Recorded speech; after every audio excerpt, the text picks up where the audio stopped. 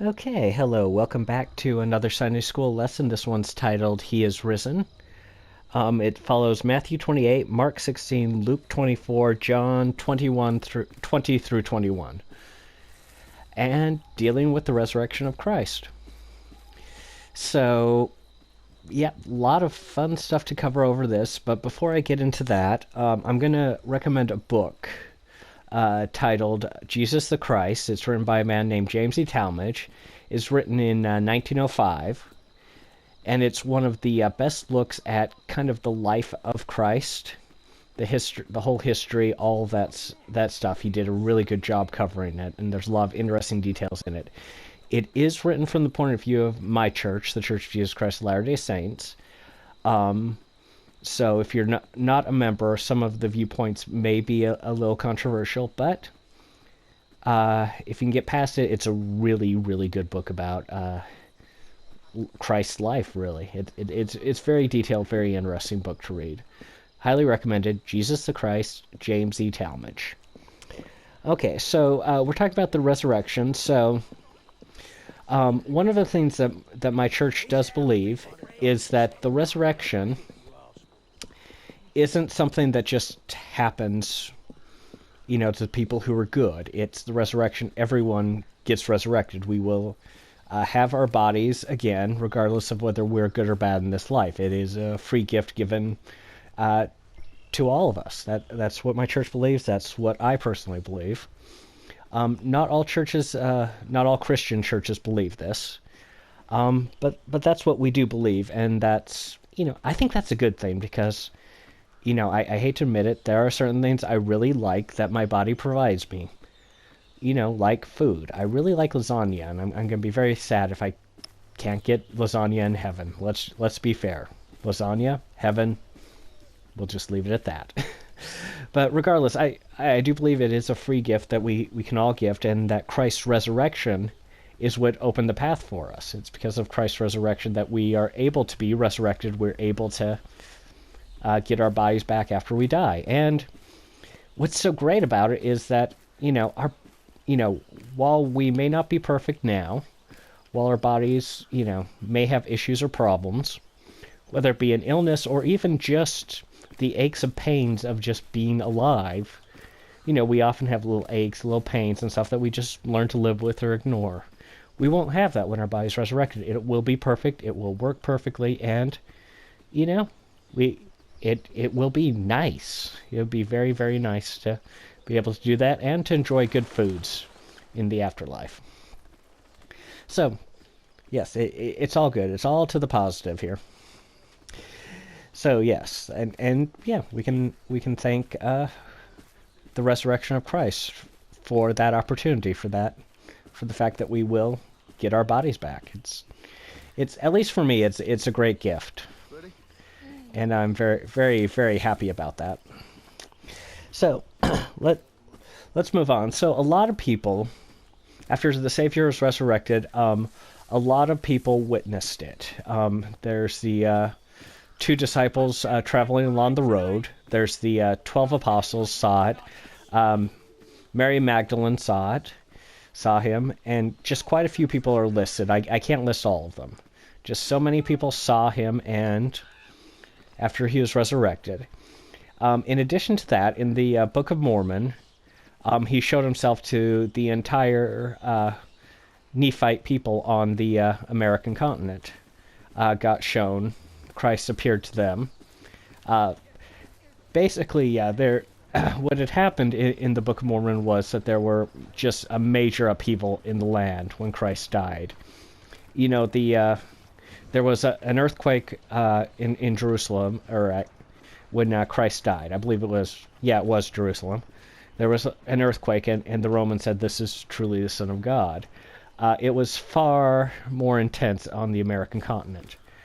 There was earthquakes, upheavals. The entire face of the land was changed, and many, many people died, but the truly faithful survived, and Christ showed himself to them after they had weathered all these horrible natural disasters. Christ showed himself to them, and hundreds of people saw Christ and were able to witness of his resurrection. So So probably I'd say probably offhand about 20 people in the Bible witnessed it. And then in the Book of Mormon, several hundred more witnessed it. And, he showed himself to quite a few people.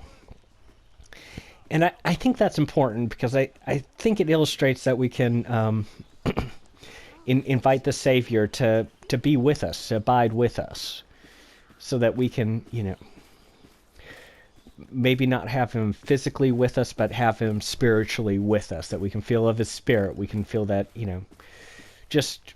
that just wonderful spirit. I'm sure you've all felt it at one point or the other, the spirit of Christ, and to just feel so uplifted and spiritually great. And I think that is such a wonderful feeling, and he can be with us whenever we have his spirit. Whenever we are spiritually prepared for it, whenever we study it, we can have the Lord with us. And I think that's just a really, really great thing. So, one of the questions that's brought up in the lesson, it's one of those things that I was kind of, I was raised on, I studied it, and I learned about it growing up, is that Christ does have a body. It's not, and I apparently this question became pertinent and perhaps a bit controversial because of Mary Magdalene's when Mary Magdalene met Christ, and Christ, says, "Don't touch me, I'm not yet ascended to my Father." And so this has raised the question whether he had an actual physical body or not.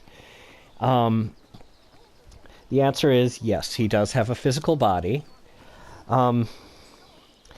It's both a literal and a physical resurrection. It wasn't metaphorical. It wasn't non-physical or just a spiritual resurrection. He was literally and physically resurrected. He does have a body, and like I said before, that's what enables us to be resurrected and have our bodies returned to us.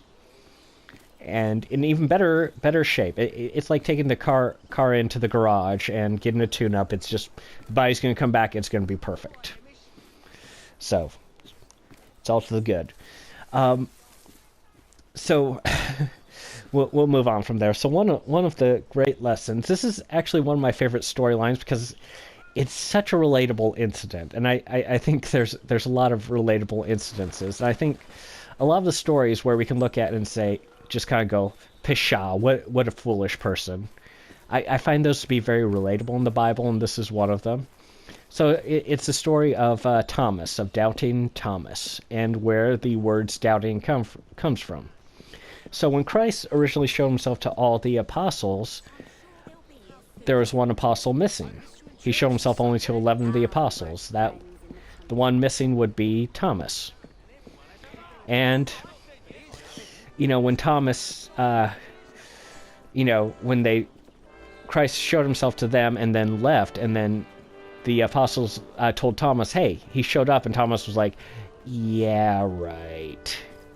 This makes it so relatable. It's for me, it's like, just imagine if you were, an apostle of Christ at the time, and then you step out, you go to 7-Eleven, get a Slurpee or something, and you're away, and when you come back and everybody's saying, hey, Christ was resurrected, he showed up, and it'd be like,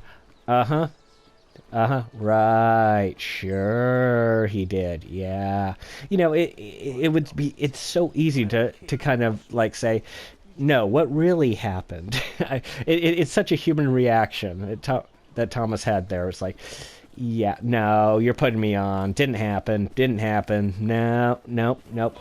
Oh, didn't see that guy. But, it's how I think all of us would probably react. We'd probably be like, yeah, right. We wouldn't believe it. Well, 8 days later, Christ showed himself again to the apostles, and this time Thomas was among them. And he gives Thomas, really, says the one thing to Thomas, which is, blessed are you, Thomas, you have seen and now you believe. But more blessed are those who do not see and yet believe. And I think that's just one of those great lessons that we learn is that, faith really is, we don't have to see something to have faith in it. And that if we have faith in something, even if we have no proof, even if we don't see it, we are going to be far more blessed than if we, find absolute positive proof of something and we only believe it because we have proof. But if we don't have proof and yet we still believe something, we have faith in something that is true without proof, we receive far more blessings for that. And I think that's a great lesson. Thomas just gave us that great lesson, that great example, by really, giving the human response to something that happened. And I do find that story very, very amusing, very funny, because like I said, it's probably how most of us would respond, and it's just funny because Thomas in this case, I think, is all of us. That we all have that little bit of doubting. It's like, yeah, right, sure, pull the other one. Ugh. But in the end, if we can have faith, if we can believe in something without having proof of it, the blessings will be incredible for us. We will be incredibly blessed for that. And I think that's a great lesson from Thomas there.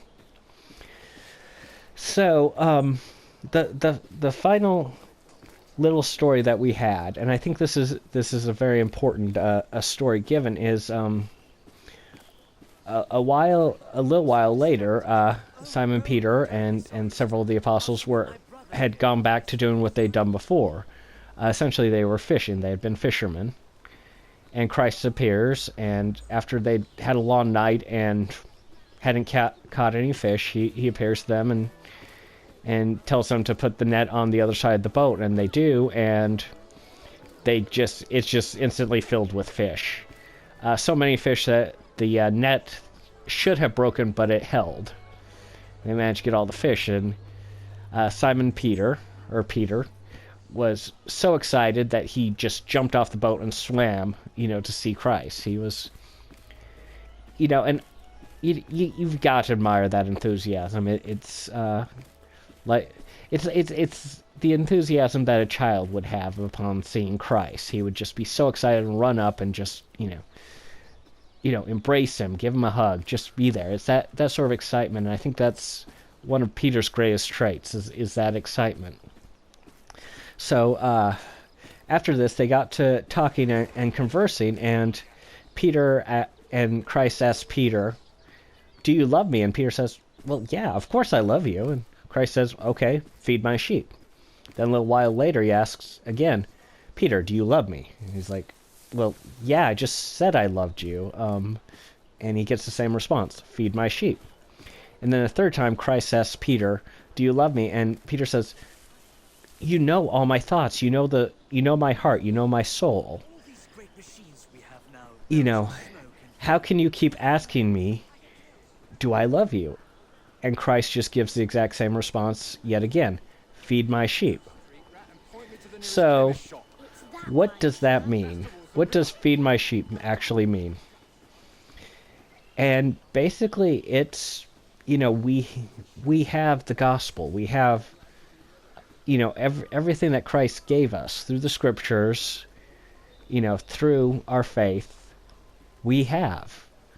And so the whole point is that we need to share that with others. We need to feed Christ's sheep. And Simon Peter was pretty much, he was, in charge of the church. He was essentially the prophet. After Christ left, he was completely in charge, and he was given a very important task, which is to feed Christ's sheep. Not feed them physically, not physically feed actual sheep, but feed his people, and not feed them food, but to feed them spiritual food, the spiritual nourishment that people needed now that Christ was gone. Teach others, the gospel that Christ brought, to bring it to, Peter, to bring it to all the world. And a very, very important lesson. We have this truth, we have this spiritual stuff, and we need to share it with other people. And, it's sometimes, and it's, there are good ways and bad ways to do that. There was, I served as a missionary for my church many years ago now. I feel so old. But yes, I served as a missionary for my church. And there was one lesson that we were told.